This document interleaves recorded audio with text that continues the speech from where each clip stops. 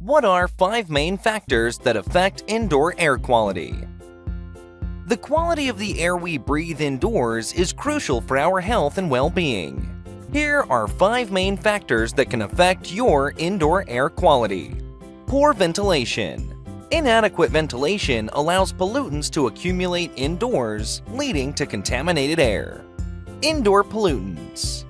Various indoor sources contribute to air pollution, such as volatile organic compounds, or VOCs, from cleaning products, paints, and furniture.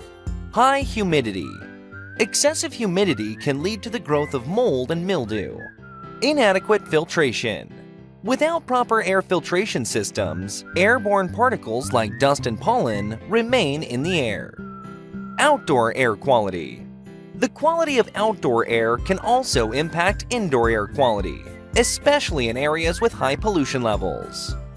Breathe easier with Florida Cooling Solutions. Call us at 239-312-9637 or visit FloridaCoolingSolutionsInc.com to learn more about our indoor air quality solutions in Cape Coral, Florida.